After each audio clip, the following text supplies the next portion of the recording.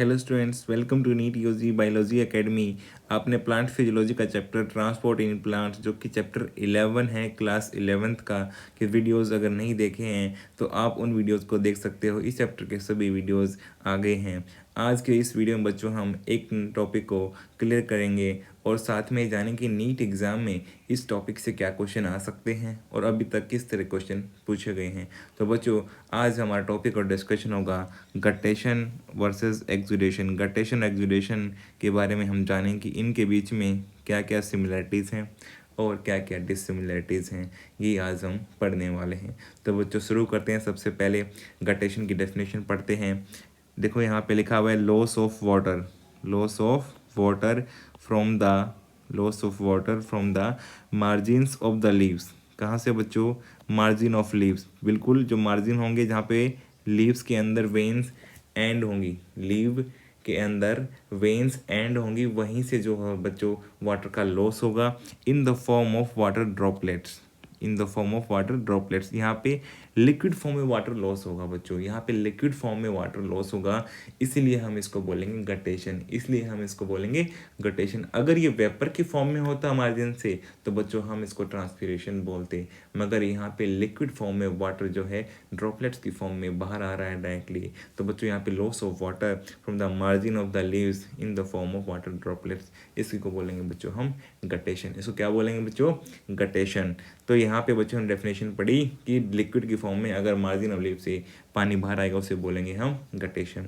बच्चों यहाँ पे एक्सुडेशन की डेफिनेशन देखो, Ojing of liquid, Ojing of liquid. यहाँ पे लिक्विड जो ओज आउट हो रहा है फ्रॉम द फ्रेशली इंजर्ड, जो कि अभी अभी इंजरी हुई है, या फिर कट पार्ट जो कट कर दिया है आपने आर्टिफिशियली, जो प्लांट का part of the plants is called exudation और ब्लीडिंग। इसे हम क्या बोलेंगे? एक्सुडेशन और ब्लीडिंग हम इसे कहेंगे बच्चों। अगर कोई भी आर्टिफिशियल कट लग गया है या किसी वजह से कट लग गया है प्लांट पे और वहाँ से लिक्विड जो है ओज आउट हो रहा है, तो उसी को बोलेंगे हम एक्सुडेशन, और या फिर उसे हम बोलेंगे ब्लीडिंग। अगर हमने खुद से कट लगाया है तो आर्टिफिशियल, उसको भी हम ब्लीडिंग बोलेंगे। तो बच्चों यहाँ पे देखो, जो लॉस ऑफ वाटर जो था अगर लिक्विड की फॉर्म में हुआ तो गटेशन बोला, और अगर कट लगने की वजह से हुआ वहाँ पे लिक्विड ओज आउट हुआ तो उसको बोलेंगे हम एक्सुडेशन। तो इन दोनों के अंदर बच्चों देखो यहाँ पे गटेशन जो है वो नेचुरल प्रोसेस है, guttation is a natural process. यहाँ पे गटेशन जो है नेचुरल प्रोसेस है, और जो एक्सुडेशन है बच्चों वो आर्टिफिशियल प्रोसेस है। वो कैसा है? Artificial process. तो इन दोनों के बीच में डिसिमिलरिटी यही है बच्चों, गटेशन एक नेचुरल प्रोसेस होता है, एक्सुडेशन एक आर्टिफिशियल प्रोसेस होता है। यही बात आपको याद रखनी है। सेकंड बच्चों, यहाँ पे जो इम्पोर्टेंट थिंग है वो याद रखनी है, जो कि एग्जाम में आ भी चुका है, कि गटेशन किस वजह से होता है? Due to high root pressure. किस वजह से? Second point, due to high root pressure. किस वजह से होगा बच्चों? जब हाई रूट प्रेशर होगा। मतलब ये कंडीशन कब होती है? ये कंडीशन जब होगी जब रेट ऑफ वाटर एब्जॉर्प्शन तो ज़्यादा हो, जब रेट ऑफ वाटर एब्जॉर्प्शन ज़्यादा हो और रेट ऑफ ट्रांसपिरेशन लो हो, उस टाइम पे आपको गटेशन देखने को मिल सकता है। तो बच्चों यहाँ पे रेट ऑफ वाटर एब्जॉर्प्शन ज़्यादा होगा और यहाँ पे रेट ऑफ ट्रांसपिरेशन अगर कम हो, और ये कब देखने को मिल सकता है? या तो अर्ली मॉर्निंग, या तो अर्ली मॉर्निंग, ठीक है, और या फिर नाइट में आपको ऐसी कंडीशन देखने को मिल सकती है जब रेट ऑफ एब्जॉर्प्शन ज़्यादा हो और रेट ऑफ ट्रांसपिरेशन लो हो, और वहाँ पे रूट प्रेशर लगने की वजह से बच्चों पानी जो है लिक्विड की फॉर्म में बाहर आना शुरू हो जाएगा, उसी को हम बोलेंगे गटेशन। तो यहाँ पे दोनों कंडीशन होनी चाहिए गटेशन होने के लिए, कि वाटर एब्जॉर्प्शन ज़्यादा हो और ट्रांसपिरेशन का रेट लो हो, वहाँ पे आपको गटेशन देखने को मिलेगा। बच्चों एक्सुडेशन के लिए भी हाई रूट प्रेशर होना ज़रूरी है, हाई रूट प्रेशर होना ज़रूरी है। तो बच्चों एक्सुडेशन और गटेशन के बीच में सिमिलरिटी ये है, दोनों के लिए रूट प्रेशर जो है फोर्स एप्लीकेबल होता है, इसके बिना जो है ना तो गटेशन देखने को मिलेगा ना ही एक्सुडेशन। यही दोनों के बीच में सिमिलरिटी है, और ये क्वेश्चन बहुत बार एग्जाम में पूछा जा चुका है। तो इसलिए बच्चों यहाँ पे याद रखना कि दोनों के बीच में सिमिलरिटी क्या है? Root pressure. Next point, third point, example भी आ सकता है, इंपॉर्टेंट है, found in the herbaceous plant. Guttation जो है बच्चों किस में मिलता है? Herbaceous plants. हर्बेशियस प्लांट्स क्या होते हैं? नॉन वुडी स्टेम वाले प्लांट, जिनके अंदर नॉन वुडी स्टेम होती है उनको बोलते हैं हर्बेशियस प्लांट। एग्जाम्पल बच्चों जैसे कि टमाटो हो गया, एग्जाम्पल टमाटो, एग्जाम्पल बालसम, इनके अंदर स्टेम कैसे होती है, नॉन बॉडी होती है। अगर नॉन बॉडी स्टेम होगी तो बच्चों ये हर्बेसियस प्लांट हो गए और इनमें आपको कटेशन देखने को मिलेगा। साथ में बच्चों एग्जांपल जैसे कि ग्रासेस के अंदर भी आपको देखने को मिलेगा। कहाँ पे देखने को मिलेगा, ग्रासेस के अंदर भी आपको देखने को मिलेगा। बच्चों अगर आप मॉर्निंग में बेयर फुट ग्रास पे चलते हो तो वहाँ पे जो ग्रास के लीफ होते हैं उसके ऊपर जो वाटर ड्रॉप्स होती हैं बच्चों गटेशन से ही निकली होती हैं। किससे निकली होती हैं, गटेशन होने की वजह से। तो इसलिए जब भी बेयर फुट ग्रास पे चलो तो बच्चों हमेशा आप गटेशन को याद करना और वहाँ पे गटेशन के साथ साथ याद करना कि वहाँ पे वाटर एब्जॉर्प्शन ज़्यादा हुआ होगा और ट्रांसपिरेशन कम हुआ होगा। तो उसकी वजह से जो हाई रूट प्रेशर डेवलप हुआ होगा था उसकी वजह से ये जो लीफ है उसके मार्जिन से यहाँ पे लिक्विड की फॉर्म में पानी बाहर आ गया है, उसी को बोलते हैं आप गटेशन। साथ में बच्चों कुकुरबिटेसी फैमिली के कुछ प्लांट्स में भी आपको गटेशन देखने को मिल सकता है। कुकुरबिटेसी फैमिली याद रखना। अब बच्चों देखो गटेशन के बारे में इंपॉर्टेंट चीज़ याद रखना कि जो मार्जिन ऑफ लीफ होते हैं ना, जहाँ पे लीफ की वेन्स जो होती हैं, जहाँ पे लीफ की वेन्स एंड हो जाती है, जहाँ पे लीफ की वेन्स एंड हो जाएंगी, जहाँ पे ख़त्म हो जाएंगी, मार्जिन जहाँ पे होता है लीफ का बच्चों वहाँ पे आपको कुछ स्पेशल टाइप के पोर मिलते हैं, उनको हम बोलते हैं हाइडेथोड। क्या बोलते हैं, हाइडेथोड।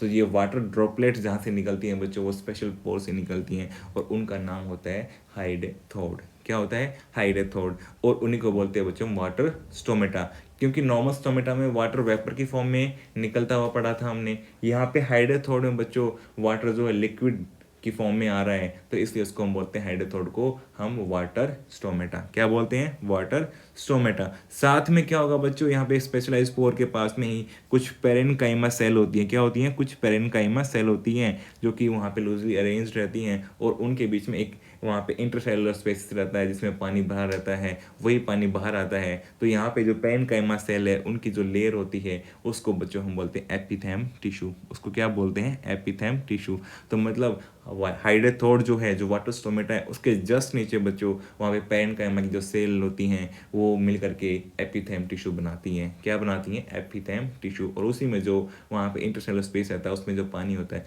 वही पानी बाहर निकल के आता है। तो बच्चों आपको याद रखना कि हाइडेथोड के जस्ट नीचे एक लेयर ऑफ सेल मिलती है, उसको बोलते हैं एपिथेम टिश्यू। उसको क्या बोलते हैं, एपिथेम टिश्यू। तो बच्चों नीट के एग्जाम में हाइडेथोड भी इंपॉर्टेंट है जिसको वाटर स्टोमेटा बोलते हैं और एपिथेम भी इंपॉर्टेंट है। एपिथेम भी एग्जाम में आ सकता है, एपिथेम भी एग्जाम में पूछा जा सकता है। और किस तरह के वहाँ पे सेल्स होती हैं, पेरेनकाइमा सेल। कैसी होती हैं, पेरेनकाइमा सेल। तो दोनों पॉइंट आपको याद रखने हैं, नीट एग्जाम के लिए बहुत इंपॉर्टेंट है और ये आ भी चुके हैं और आगे भी इनका आने का पूरा चांस है। अब बच्चों एक्सुडेशन के बारे में पढ़ते हैं। एक्सुडेशन के एग्जाम्पल की बात करते हैं कि एक्सुडेशन कहाँ मिलता है बच्चों। मोस्ट कॉमन जो है यहाँ पे पाम ट्री में मिलता है। मोस्ट कॉमन कहाँ पे मिलता है, पाम ट्री। और इससे एक लिक्विड निकलता है इसको बोलते हैं टोडी। साउथ इंडिया में इस बहुत फेमस है। ये एल्कोहलिक बीवरेज होता है, एल्कोहलिक बीवरेज की तरह इसको यूज़ करते हैं। तो इसका नाम बच्चों टोडी, ठीक है। वो पाम ट्री से, डेट पाम से हम इसको निकाल सकते हैं। बच्चों यहाँ पे जो इम्पोर्टेंट बात है, जो पाम ट्री से कैसे निकालेंगे, देखो यहाँ पे स्टेम दिखाई है, मैं नीचे डायग्राम दिखाया, डायग्राम में देखो, डायग्राम के अंदर स्टेम जो दिखाई है मैंने उस पे एक रेड कलर दिखाया। मैं रेड कलर से क्या कर दिया बच्चों, यहाँ पे कट लगाया गया है, यहाँ पे कट लगाया गया है। और जैसे कट लगाएंगे तो वहाँ पे प्लांट में अब कट लगने की वजह से रूट प्रेशर जो था उसके वजह से लिक्विड जो ओज आउट होगा और उसको कलेक्ट करने के लिए बच्चों, उस लिक्विड को कलेक्ट करने के लिए यहाँ पे एक बैग लगा दिया है, इसके साथ में एक बैग अटैच कर दिया है। उसमें कलेक्शन होना शुरू हो जाएगा, उसमें कलेक्शन होना शुरू हो जाएगा। धीरे धीरे करके वहाँ पे लिक्विड जो है ओज आउट होगा और बैग में कलेक्ट हो जाएगा। तो बच्चों इसी तरीके से टोडी जो एक लिक्विड होता है साउथ इंडिया में मोस्ट कॉमनली वहाँ पे पाम ट्री से कलेक्ट किया जाता है। तो ये एक्सुडेशन प्रोसेस का एग्जाम्पल है, आप इसको याद रख सकते हो। इसमें मैक्सिमम रेट जो होता है बच्चों वो 50 लीटर्स पर डे तक हो सकता है। कि जो यहाँ पे पाम ट्री है उससे रेट जो है लिक्विड जो ओज आउट होता है उसका रेट 50 लीटर्स पर डे, मतलब एक दिन में 50 लीटर तक निकाल सकते हो। और इसलिए आपको याद रखना कि मैक्सिमम रेट किस में होता है बच्चों, पाम ट्री में। उसका साइंटिफिक नेम भी याद रखना हो सकता है, वहाँ पे कॉमन नेम ना दिया हो, कैरियोटा उरेंस। कैरियोटा उरेंस क्या है, कैरियोटा उरेंस। यहाँ पे साइंटिफिक नाम भी इंपॉर्टेंट है, कैरियोटा उरेंस साइंटिफिक नेम है पाम ट्री का, जिससे आप यहाँ पे टोडी जो लिक्विड कलेक्ट करते हो। साथ में जो रबर होता है बच्चों, रबर ट्री से हम रबर प्राप्त करते हैं, उसको भी हम ऑब्टेन करते हैं बच्चों, सेम प्रोसेस जिसको बोलते हैं एक्सुडेशन। वहाँ पे हम एक कट लगाते हैं, आर्टिफिशियल कट लगाने के बाद में हम रबर जो होता है प्लांट जो होता है उसके अंदर से रबर जो है धीरे धीरे करके ऊज आउट होगा और वहाँ पे जो रबर कलेक्शन होगा तो उसको हम अपने पर्पज़ के लिए यूज कर सकते हैं। तो ये किससे होगा? एक्सुडेशन से होगा।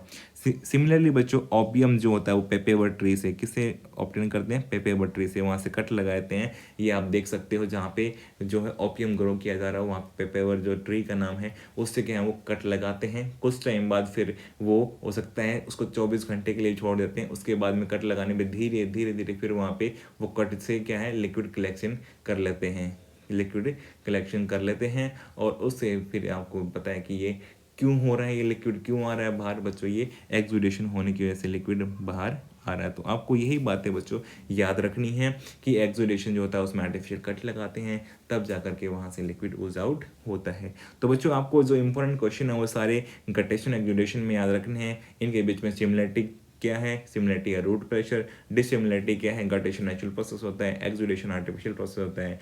और साथ में आपको याद रखना एग्जांपल कहाँ पे मिलते हैं? गटेशन हर्बेसिस प्लांट्स में मिलता है।